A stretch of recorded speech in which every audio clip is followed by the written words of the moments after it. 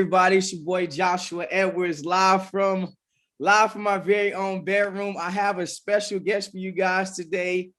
He goes by a couple names. He goes by T3, Trey Greg Oren the third, Trey Dam, whatever you want to call him. He is the man, the myth, the legend. Yes, sir. So I'm gonna let him go ahead and introduce himself.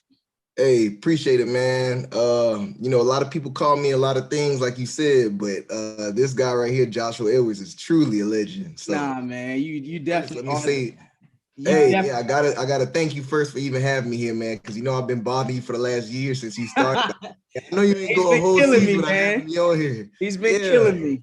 Yeah, but anyways, man, like you said, my name is Trey Greg. In the professional world, I'm known as Oren. That's my first name. I am a teacher. This is my third year teaching, as a matter of fact.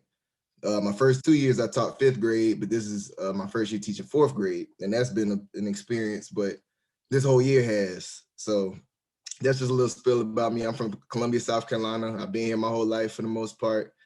And I don't see myself leaving no time soon. So. Okay, now where exactly do you teach at? I teach at a school in Columbia called Pine Grove Elementary School. It's a little school off Broad River Road, probably about 500, close to 600 students. So it's one of the biggest schools. And that's a lot of kids. Good grief. Yeah, it is. Is it a private or a public school? Oh, definitely a public school. It's a public school. It's low income, Title I, and Title I pretty much just mean it's very low income. So you can imagine what kind of kids we serve. Okay, now what does an average classroom size look like for you? For me, my first 2 years, like my first year, I had 24. I taught two different classes, so one of them had 24, the other one had 21. So I would say that an average is probably about 22, 23, somewhere like that. And then being at my school is like right outside of it's in a low income area, but it's not too far from the suburbs. So a lot of kids will enter and leave the school throughout the year. So that number will fluctuate. And they can go down to 19 one week, but the very next week I could have 23 kids in my classroom. So it's interesting, but. All right, now when I was in school, we had certain teachers were PE teachers, certain teachers were English teacher. What type of curriculum do you teach?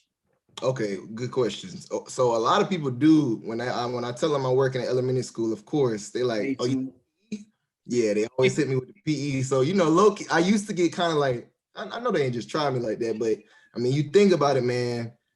A lot of kids, a lot of people, yourself included, possibly. How many male Black teachers have you had? Like a lot in school, especially. Usually to the older grades, all of them are coaches.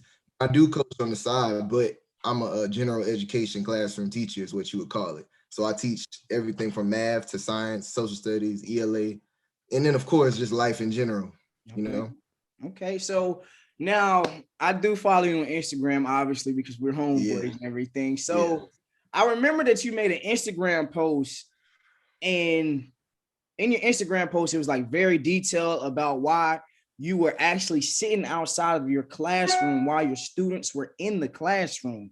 Now, can you go ahead and explain that to me and to the listeners of why a teacher would allow his children to be in the classroom while he is sitting outside the classroom? I gotta get some details, man. All right. So first of all, just to clarify some things, it's not like I closed the door, sit outside, yo, don't talk to me. It was nothing like that. Anybody who knows me, any student that's ever had me as a teacher, any parent that's ever worked with me as a teacher, they know I'm always going to prioritize my students. And I would say that most teachers do try to prioritize their students first. That's why we all get into the game.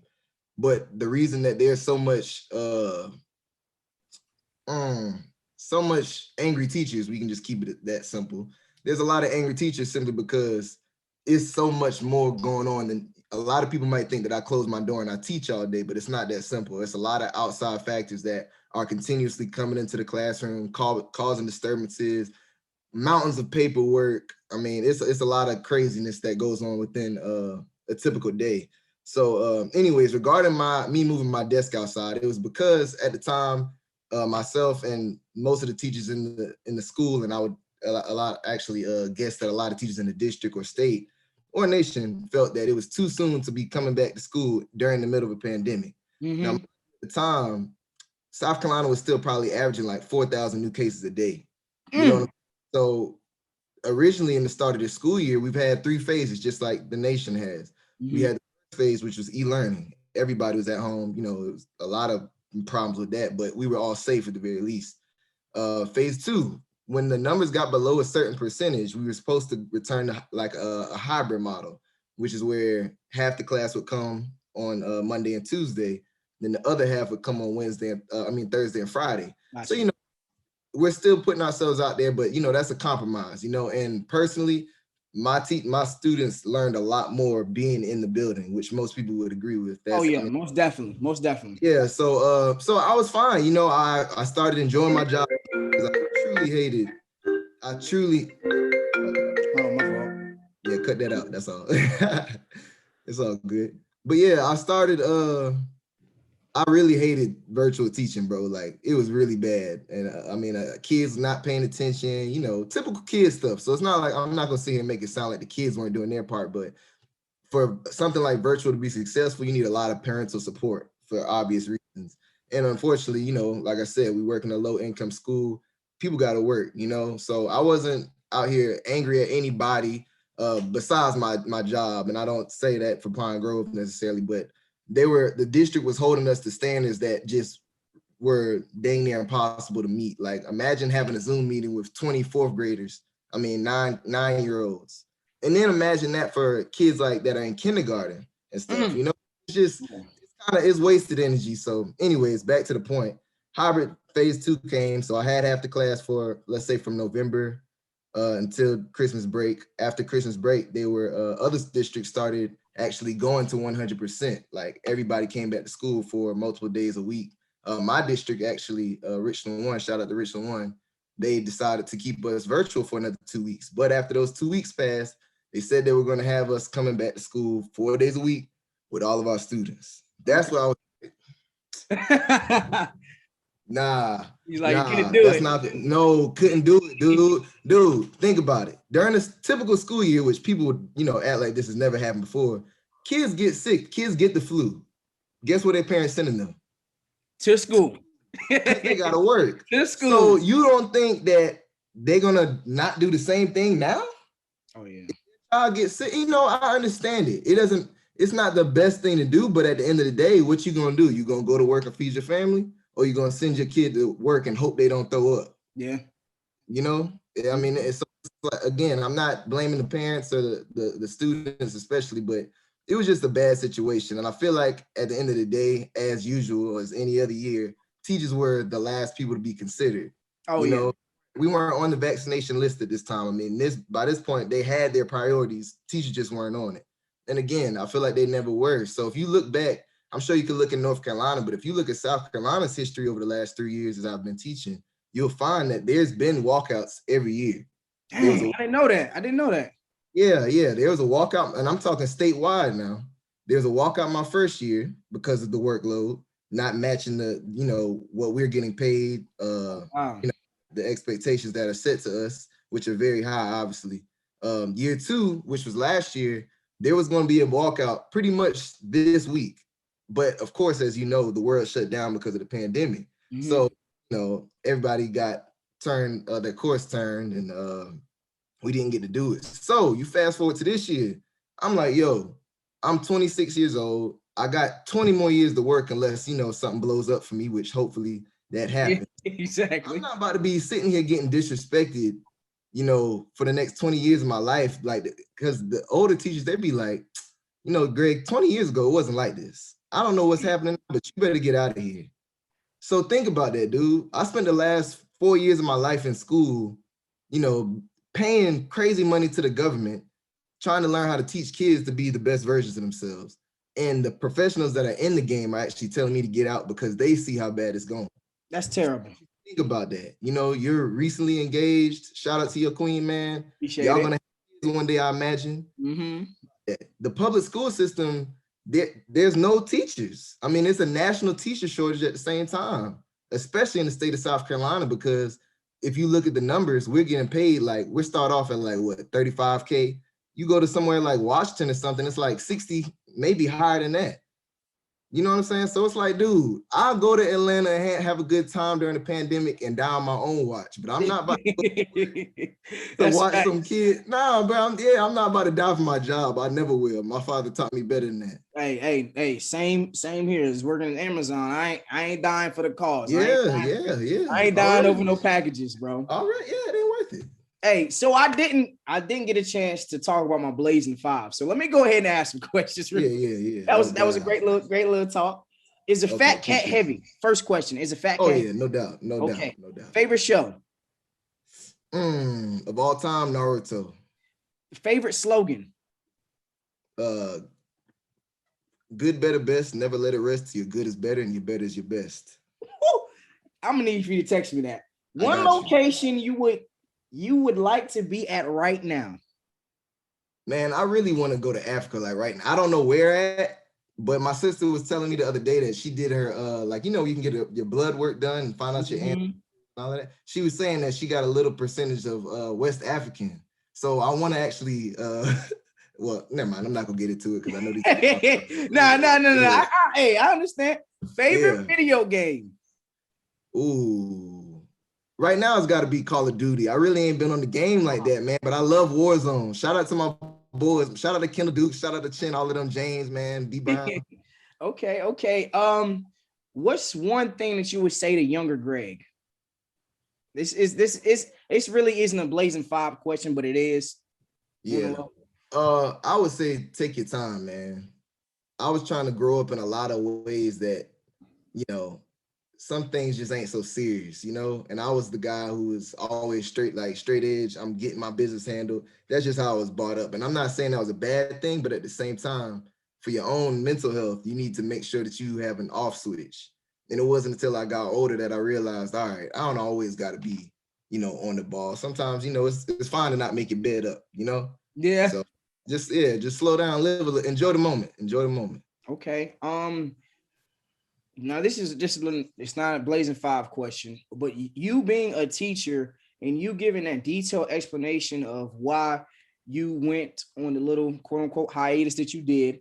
What is the biggest disconnect between 90s babies and 2000s babies? As being a teacher, what is one thing that you see or several things that you see? The major thing I would see, dude, and I have plenty of stories, but these kids have grown up a lot faster than we have.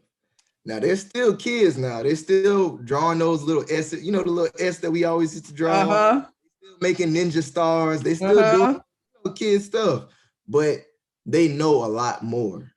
You think that's because of technology and everything? No doubt about it. Technology, social media in particular. I mean, the phone can raise your child if you don't do it at this point. You know, it was always one thing from dudes like me and you, like we could hang out with our friends or their parents or something and they could influence us. But man, look, after you go to sleep at night, that phone still is on in your kid's room and they're learning, they're soaking all that up. So think about it, bro. Think about all the stuff we seen on our phones during the pandemic. And just them kids got Instagrams. They see all of this stuff. They everything. Yeah, they follow it. Yeah, they see everything, bro. And I think that's the difference. I mean, the technology has given them a lot of access to information that we didn't start gaining until, you know, we were teenagers for the most part. I mean, everything we know, they know. Now they don't know how to apply it, which is the game changer, but they know stuff. And I totally agree with you. My little cousin that lives with me, he was born in 2000 as well. I think 2007 or something like that. And young boy. Yeah. I would definitely say that I totally agree with everything you're saying. Like they've grown up so fast. They know a lot more than what we knew growing up. And it's definitely evident, man. You just think about what they're thinking about, the stuff that they're doing and just all the movies. They beast, man. They beast out here. It's crazy. All right, so being that we're gonna transition into sports now. Being that you are a diehard Dallas Cowboys fan, what do you think about the 4 years, $160 million contract that Dak Prescott signed? 123 of that is fully guaranteed. 75 million in the first year. Yeah, man. What do you think about that? All right, so do you want my perspective as a man or as a football fan of the Dallas Cowboys? Whatever you want to give me. I don't care.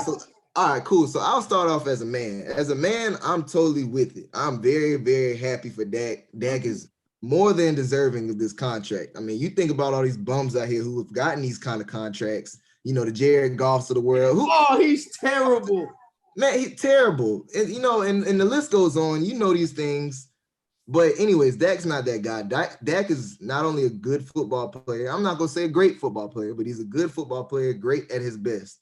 And he's a great person off the field. You know, he's somebody I know I won't have to open my phone over the summer when they're in the off season and he's doing some, you know, crazy move. He ain't arrested or something like that. Yeah, you know what I'm saying? So I trust him with the money. You know, now we talk about somebody like Zeke. Zeke could get arrested today for all we know. And that's not out here doing crazy stuff. But Zeke is he's been known for, you know, some superstar stuff. So anyways, that's me as a man, as a football fan, a Cowboy fan in particular. I mean, we're at the same stage we were last year. You know, we've got talent, especially on the offensive side of the ball, but I'm not expecting anything from us. I mean, our cap situation is not going to be the best because of this. We already don't have any defensive players. Like, I mean, we might have we have the rookie DB. I cannot recall his name right now from Bama. Trevion, you talking about Diggs? Diggs, my man Diggs. Diggs has shown a lot of flashes during the regular season. And you know, considering we didn't have any camps, anything like that. But DeMarcus Lawrence, man. Oh man. Talk about somebody you just I slap him. Well, I wouldn't say that because he's a big guy, but very unsatisfied with DeMarcus Lawrence. Jalen Smith. He can't stay on the field. It's not looking good for us. It's just that y'all paid them that much money. I mean, DeMarcus Lawrence, he got paid all that money, and then he didn't have a sack in almost a year or 10 plus games. Like, what are we talking about? Too long. Would you have paid Dak that much? I would pay personally. Go ahead. I was about to say, or do you believe he got paid that much because of the market?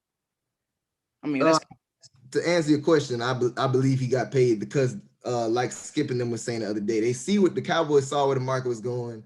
Technically, this is a good deal for them. I would have hoped that Dak accepted the first offer that he was offered, the $30 million during the season. For him to accept that, man, because I mean, I feel like at the time Dak was worth that $30 million, but Dak started putting on some crazy numbers. And then on top of that, I was low-key worried for Dak. He says he wasn't, but when he went down and I knew that the Red Rifle Andy Dalton stepped in, I was like, if Dak mess around and let this dude ball out and we happen to win some games, this could be bad for him. But I thought he was going to ball, to be honest with you. Me too. I mean, why not? He's got a great running back, decent O-line, great wide receiver core. But anyways, once I saw that the Cowboys were stinging it up for the rest of the season, I was like, well, this proved that. I mean, not only that, but our offense was gone. It was non-existent. And so that proved, or that's the closest we could prove that Dak really means that much to this team's success. Okay, now let's say that you were a general manager for the Dallas Cowboys. What are your needs? We know that you need some DBs. I need you to go into depth about what exactly, as a fan, or you know, as a former guy that played college football at the highest level, what do the Cowboys need basically? Well, my number one need is a GM. It's not going to start on the roster right here. It's going to start in the coaching room, on the coaching staff. We need some coaches, man. Because if we go from position by position for the whole depth chart, we've got talent. Y'all got talent. We've got guys that have proven time and time again that they have dog inside of them. But what I have failed to see is our coaching these players up. Like, I mean, we talk about someone like Jalen Smith. I've seen Jalen Smith make some of the best plays that I've seen from a Cowboys linebacker in my entire life. Because as you know, only been so many outside of Sean Lee that have done anything. That's facts. But at the same time, this is Jalen Smith's maybe 4th, 5th year out of college now? I think this is his, I want to say 5th or 4th. Yeah, and while at one point, like after that, obviously he didn't play his rookie season, but that second year, that third year with LVE, I was like, oh, we got it. We got us one. But I have not seen any improvement since then. And matter of fact, I might say I see a decline. I mean, I see this dude over pursuing all the time. I see this guy his reads. It's like he's trusting his athleticism more than he's trusting his mind. Like he's not developing as a player. Now, I totally agree, man. I feel like when you look at what you just said, he's over pursuing the plays. He's not going through his keys, not going through his reads. I mean, shit, he's faster than everybody. He's damn near stronger than everybody. So even if he messes up, he's like, all right, I'm gonna use my athleticism to go fill the B gap, the C gap. Yeah, just walk him down. But keep going. I'm gonna let you keep going. Obviously, I think another glaring point offensively is that our O-line is falling apart. So I'm one of the guys like on Madden. I'm gonna try to draft me an O-lineman, at least one every year, because that's something you want to keep on rotation. And not only a starting five, you got to have backups, because you already know the O-linemen are essential, but at the same time, they're in the most dangerous position. They're getting their bones broken all the time, tearing ACLs, just like these skill position guys. So you got to keep one in the bag. But I would definitely start off on my D-line if I'm in the position. Marcus Lawrence obviously isn't it. I mean, we've had two guys in the last 2 years, Robert Quinn and Alden Smith. They've came in and have produced more than DeMarcus Lawrence. He got paid. I'm like, he got paid. These old heads too now. So, anyways, our D tackle position in particular, I can survive with DeMarcus Lawrence outside. I think we re-signed Quinn for another season or so. I need a D tackle. I need somebody who can block shit, get off the run, because we were getting gashed last year, man. I mean, Aaron Jones, Kamara, you name it back. All of them are not only getting 100-yard games, they're getting 4 touchdowns a game type shit on us. Yeah, and that's Gibson, the Redskins running back. Gash. Oh man, yeah. Who is y'all D tackle? This big guy named Wood. I don't know his first name. It's just some big guy named Wood. And honestly, I'm not the type of fan that's gonna waste my brain cells on people who ain't doing shit. You know what I'm saying?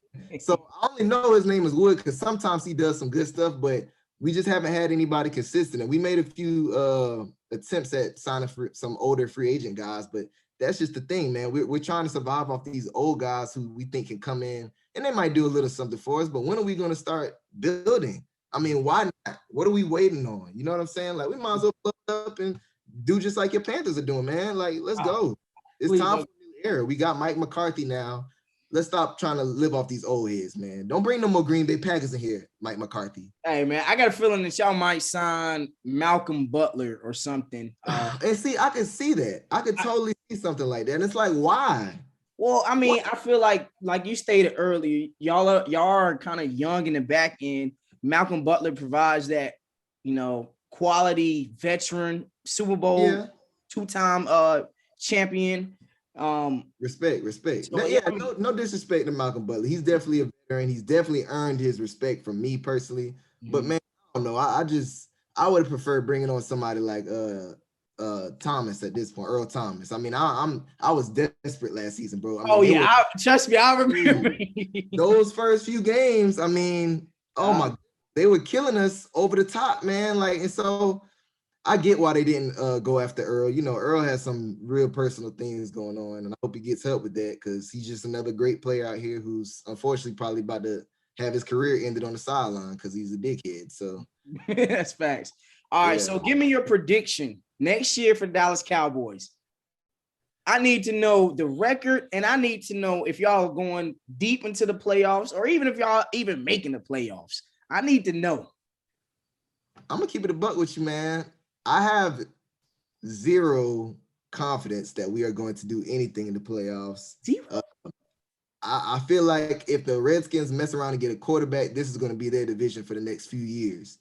I'm a big Ron Rivera guy. So anyways, back to the Cowboys. I'm going to call it the safest thing I can call over the last 20 years of football. I'm going 8-8. Oh my God. Look, Joshua, that's a safe answer, but it's based on the data. It's a realistic prediction. Look about like this. If Dak had played this year, we would have went 8-8. I give y'all a little more wins than 8-8, man. I think, like you said, the Redskins, not the Redskins, the Washington football team. Excuse me. Yeah, no, you good. Yeah. They're definitely scary, that front four. And just that entire defense. But I still feel like, man, y'all had a talent. If that was healthy, We Look, we man, both agree he's better than Andy Dalton. So that's no why doubt. I feel like y'all can squeeze out a couple games, like against the Eagles and stuff A like couple that. games, dude. But let me ask you this: why do you have any kind of confidence in a Mike McCarthy led organization at all? A Jerry Jones led organization. Why? I need to know why. I know we have talent, but we've always had talent. I don't. I'm not gonna lie to you. I don't have faith in you guys. Okay, But okay. I believe. Listen, bro. I just believe with that. Oh, I'm speaking as a diehard Panthers fan. I just yeah, believe no, yeah. that. I just believe with Dak.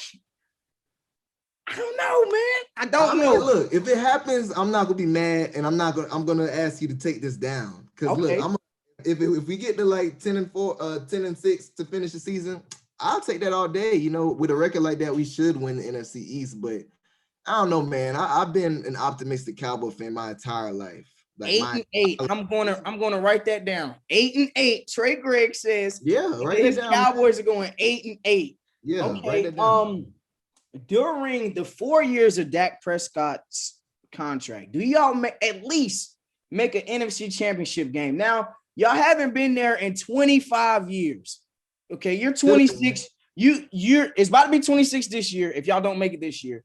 Me and you, we've lived past 25 years, but we've never physically remember the Cowboys going to the NFC championship game. During these 4 years, I need Trey Gregg on the record to say the Cowboys will make at least an NFC championship game. I need it. Look, I'm not gonna sell out on my boys, all right? So we gonna make at least one of these mugs. Okay. Right? One. I don't know when it's gonna be, man. I just hope I'm here to see it, dude. Okay. The thought that being I'll be like, man, if the Cowboys don't do anything my entire existence, I'm gonna be mad, man. I'm coming back for Jerry Jones. That's what I'm coming back for. He's gonna be long gone by then, bro. Bro, I don't know. I don't know at this point. Again, I look at the history of this mug. He ain't going nowhere, bro. Oh, man. So Cam Newton, is breaking news earlier today. He just signed a 1-year, $14 million deal. What do you feel like he needs to do as a black quarterback that might be on his last legs in the National Football League, a former MVP? What do you feel like he needs to do to elevate his game so that he can get back to the 2015 level? And what do the Patriots need to do? Good one. So first of all, there's no getting back to 2015 level. I agree. Yeah, I think we all know that. So let's go ahead and put that out there because that was a part of my whole thing with Cam even going to New England. I was like, man, please send him to New York, send him to the Jets before he goes to the freaking Patriots. Because when you go to the Patriots, especially after we know who, I'm not even going to say his name, just left, those are some big ass shoes to fill. Big shoes. And as a man, do you think they cared that a lot of the defenders of the team, the star defenders, sat out this past season? No. Or do you think they rather just go ahead and kill off Cam? Yeah, they're trying to kill him off. Yeah, exactly. So it was a setup from the jump. To get to the question, though, I think that Cam just has to continue staying healthy. I think if he can stay healthy, he's going to do what he does naturally. I mean, we know he's going to run the ball. He's going to run it hard. We know he's going to make some throws. But to get to the second point about what can the Patriots do, the Patriots simply got to put some talent around my man. Yeah. I mean, I'm talking O-line. I'm talking that he needs a running back. I mean, he needs receivers. Oh, my God. Everything. He doesn't have a tight end. He doesn't have anything, in my opinion. No, I agree. Yeah. And I'm not talking about these old ass, whiteheads at running back. Like, dude, don't do that. Don't do anything like that. Get this man a stud, either a wide receiver stud, a running back stud, or at least a tight end stud. But he has to have help. He's not Tom Brady. He's not going to put it in their numbers every time on every single throw to where they can make a play, make a catch, and hopefully make a play. He needs somebody who's going to go get it at this point in his career. Because like we said, Superman is gone. Yeah. All right. Well, closing remarks, man. Do you have anything else you want to say? Time's about to be running out on Joshua's Proximity. Season 2, episode 8, one man's Trey Gregg. Any closing remarks? Yeah, Before you get I appreciate you, man. Like, I know we've been talking about doing this for the longest, but I've been having a lot of things in the work, starting to get some video in my podcast. So I just want to say I appreciate you. But go ahead. Hey, well, I was gonna say the same thing, man. I mean, quick little story, real quick, and I'm gonna let you go. I remember my first time ever meeting this dude, man. This my first time. I'm 19 at this point. He's 18, straight out of high school. We sitting in a dorm room, right? NCAA, because you know, I'm gonna find you for that. I'm gonna find you in the dorm room playing NCAA, right? Mhm. Shout out, coming back to. And all of a sudden, this person walks into the room, doesn't knock, just walks into the room. What's going on, guys?